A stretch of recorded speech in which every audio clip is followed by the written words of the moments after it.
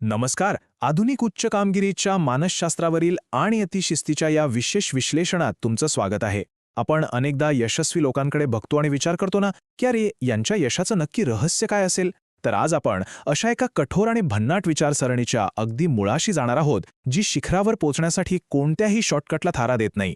ही माहिती थोडी थेट आणि आक्रमक वाटू शकते, पण त्यामागचं जे मानसशास्त्र आहे ते खरोखरच थक्क करणार आहे.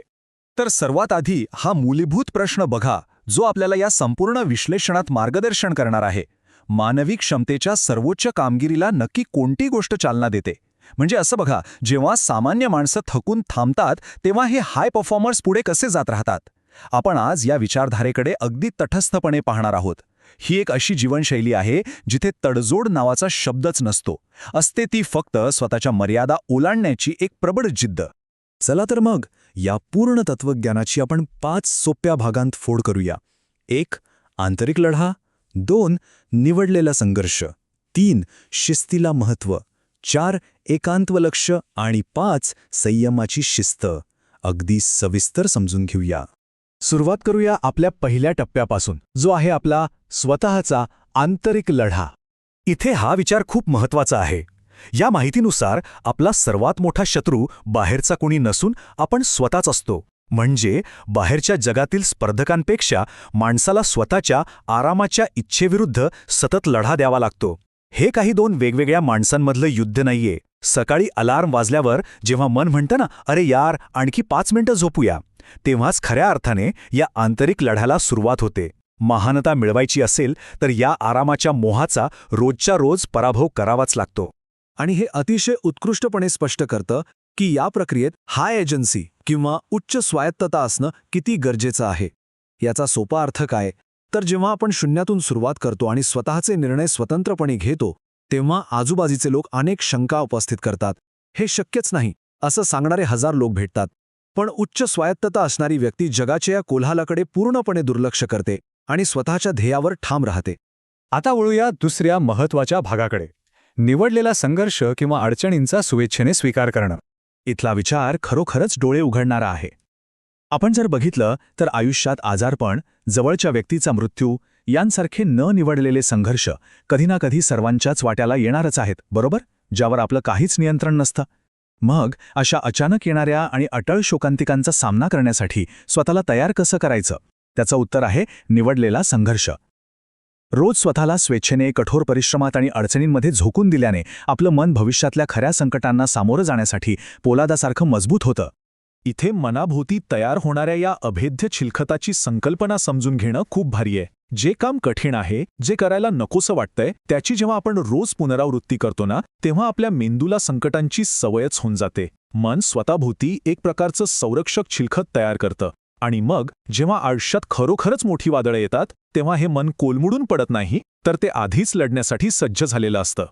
आता आपण तिसऱ्या टप्प्याकडे जातोय, जो माझ्या मते सर्वात क्रिटिकल आहे. प्रेरणेपेक्षा शिस्तीला दिलेलं महत्त्व. तर इथला मुख्य मुद्दा असा आहे की फक्त भावनांवर विसंबून राहणं ही दीर्घकालीन यशासाठी एक अत्यंत चुकीची आणि कुचकामी रणनीती आहे. प्रेरणा कशी असते? ती आज असते, उद्या नसते. ती अगदी हवामानासारखी बदलते. पण शिस्त ही रोजची असते. ती तुमच्या भावनांवर किंवा मूडवर नाही, तर कृती करण्यावर विश्वास ठेवते. त्यामुळेच महान लोक प्रेरणेची वाट पाहत बसत नाहीत. ते सरळ शिस्तीचा मार्ग निवडतात आणि कामाला लागतात. बरं, पण ही शिस्त अंमलात कशी आणायची? एकदम मोठी उडी मारण्याऐवजी छोट्या पावलांनी सुरुवात करणं इथे गरजेचं असतं. इथे जेम्स क्लिअर यांचा तो प्रसिद्ध नियम अगदी चपखल बसतो. कधीही सलग 2 दिवस खंड पडू देऊ नका. एखाद्या दिवशी जिम चुकली किंवा वाचन राहिलं तर ती एक चूक मानली जाते, हे ठीक आहे. पण जर सलग 2 दिवस खंड पडला तर बॉस, ती एका नवीन चुकीच्या सवयीची सुरुवात असते. या चुकांचा डोंगर होऊ न देणं हेच शिस्तीचं मुख्य सूत्र आहे. या वाक्यातली प्रखरता बघा. उच्च ध्येय गाठणारी माणसं स्वतःला अशा प्रकारे ट्रेन करतात की कामाची वेळ झाल्यावर ते त्यांच्या भावनांचा स्विच अक्षरशः बंद करतात. बाहेर पाऊस असू दे, थंडी असू दे किंवा शरीर कितीही थकलेलं असू दे, स्वतःच्या वैयक्तिक भावनांना बाजूला सारून न आवडणारं कामही पूर्ण निष्ठेनं आणि प्रेमाने पूर्ण करणं, यालाच म्हणतात खरी शिस्त. चला आता चौथा टप्पा पाहूया, एकांत आणि आपल्या ध्येयावर लक्ष केंद्रित करणं.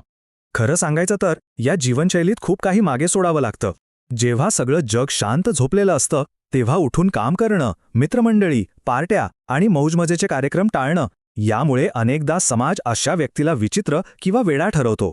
पण या माहितीनुसार हा एकांत म्हणजे कोणती शिक्षा नाहीये, तर ती ध्येयाप्रती असलेली अत्यंत सखोल बांधिलकी आहे. जगाच्या कोलाहलापासून दूर राहून एकांतात स्वतःच्या कौशल्याला पैलू पाडणं ही यशासाठी आवश्यक असणारी एक प्रकारची तपस्याच आहे. रॉकी 3 चित्रपटातील या संदर्भातून वेळेच्या मर्यादेची अत्यंत कठोर जाणीव करून दिली आहे. आपल्याकडे भरपूर वेळ आहे हा आपला सगळ्यात मोठा भ्रम असतो. उद्या करूया ही वृत्ती माणसाला कधीही पुढे जाऊ देत नाही. उद्याचा दिवस नसतो हे वास्तव जेव्हा आपण स्वीकारतो तेव्हा आतून एक प्रकारची निकड किंवा अर्जन्सी निर्माण होते, जी आजूबाजूचे सर्व अडथळे आणि लक्ष विचलित करणाऱ्या गोष्टी मुळापासून उखडून टाकते. आणि आता आपण आलो आहोत 5व्या आणि कदाचित सर्वात कठीण टप्प्यावर, संयमाची शिस्त. आता इथे खरोखरच एक मनोरंजक आणि तितकीच धक्कादायक गोष्ट बघायला मिळतीये. ही आकडेवारी एका विजेत्याच्या प्रवासातील मानसिक वास्तवाचं अचूक दर्शन घडवते. आपल्याला वाटतं यशाचा प्रवास मजेत जातो, पण तसं नसतं. 80% वेळ माणसांना वाटत असतं की आपण हरतोय, 15% वेळ फक्त कसेबसे तग धरून राहण्यात जातो आणि 4% वेळ तर असं वाटतं की बास झालं, आता सर्व काही सोडून देऊया. तो जो विजय आहे ना, तो फक्त उरलेल्या त्या 1% असतो. हे कठोर वास्तव स्वीकारणं अत्यंत गरजेचं आहे. म्हणूनच जेव्हा आपला 99% वेळ हा केवळ संघर्ष करण्यात जातो, तेव्हा टिकून राहण्यासाठी मानसिकतेत आमूलाग्र बदल करणं आवश्यक असतं. आजूबाजूचे लोक दिवसांमध्ये किंवा महिन्यांमध्ये यशाचं मोजमाप करतात आणि लगेच निर्णय देतात की हे शक्य नाही. पण या जीवनशैलीत प्रगतीचं मोजमाप महिन्यात नाही तर दशकांमध्ये केलं जातं. तो जो 1% विजयाचा क्षण आहे तो वारंवार मिळवून त्याची साखळी तयार केल्यावरच खऱ्या अर्थाने एक महान शक्ती उभी राहते. तर आजच्या विश्लेषणाचा थोडक्यात आढावा घेऊया.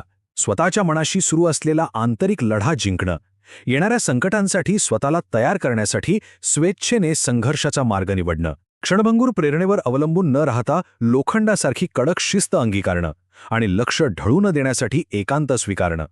हे सर्व घटक जेव्हा एकत्र येतात ना, तेव्हा संपूर्ण आयुष्यासाठी एक अभेद्य आणि खऱ्या अर्थाने महान ताकद निर्माण होते.